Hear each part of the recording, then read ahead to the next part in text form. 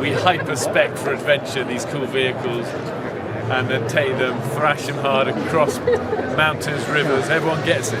We've got some very special guests with us today. We've got Bear Grylls, the legendary adventurer. Yeah, first of all, just say thanks, guys, for all coming along. Great to be here. This is it's a big show for us. It's a huge adventure ahead. As you said, it's called Adventure Garage. It's all about like super specking your trucks, your vehicles for adventure, and then I get to take them into the wild, into the deserts, the mountains, the jungles, work them hard, abuse them a little bit, thrash them, see how they stand up.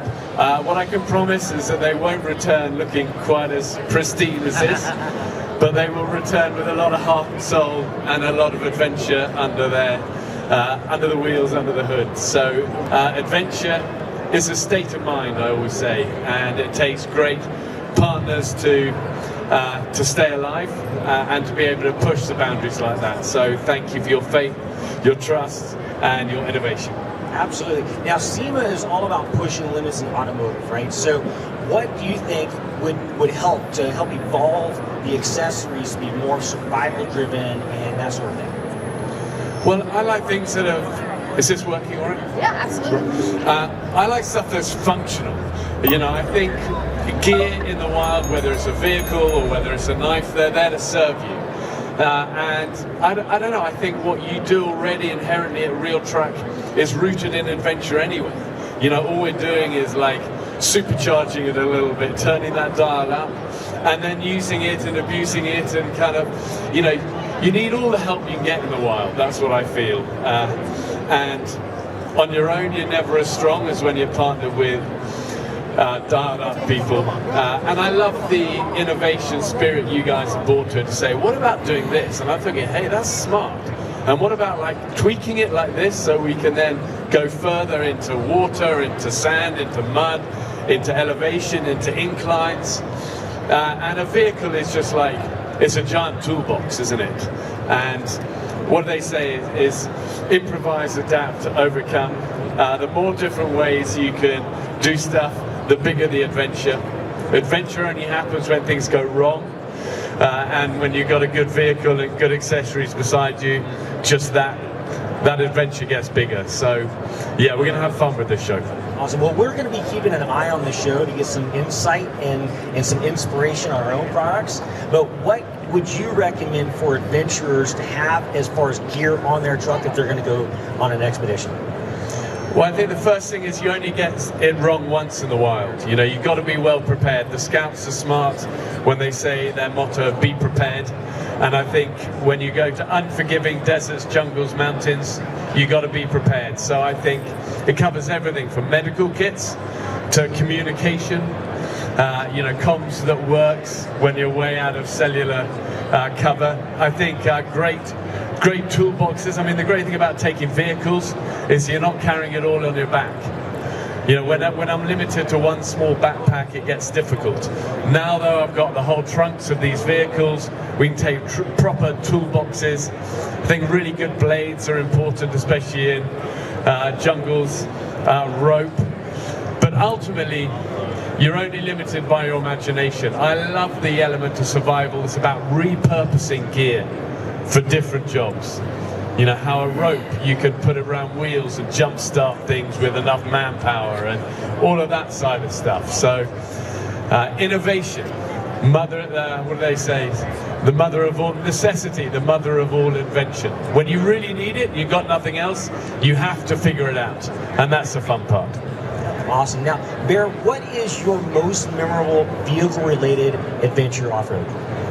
Well, I think vehicles have been the unsung heroes in so many of our adventures. You know, they're the ones that bring the gear in, they're the ones that bring the crew in, they're the ones often that bring us all out of there at the end of an adventure in a jungle. So for me, they're the unsung heroes in all of our shows, from Man vs. Wild, from Running Wild, You vs. Wild, and now Adventure Garage as well. They are the workhorses, the unsung heroes, and you need them to work and be reliable when you're done, when you're beat, and you just need it to work and get you out of somewhere.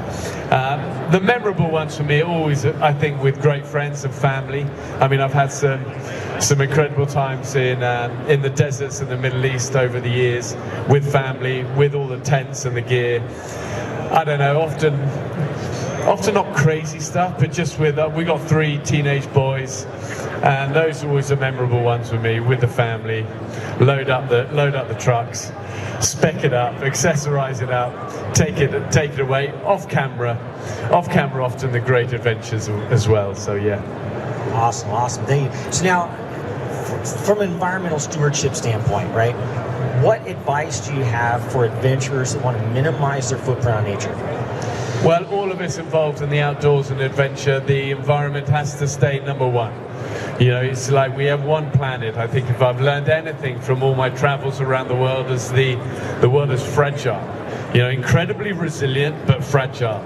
And our job is to be a positive contributor rather than a taker from nature. Try as much as we can within our own power. I mean, obviously we're flawed because, you know, we're always traveling places and all of that, but do whatever you can to leave places pristine. What do they say? Leave only footprints and a few tire tracks, and take away only memories. And I like that. You take away the memories and you contribute and leave nothing but small footprints and tire tracks, and try and you know, just try and leave places better. I think that also counts for communities. We rely so often on indigenous communities around the world, and always try and do little things that are a net benefit to them. It's not always the big stuff, it's the little stuff. And then partner with people like RealTruck that are environmentally conscious and want to make sure they're on the right side of history in terms of their legacy beyond just business, actually doing something good and positive in the world. Awesome, I love it. Well, thank you, Bear. Thank you, Lee. Thank you, everybody, for coming, especially those who came in via SEMA Live. Now, if you guys would like, you can line up over here. We'll try to get as many people as possible to get in and see Bear. We're going to go ahead and walk around the trucks. Thanks, everybody.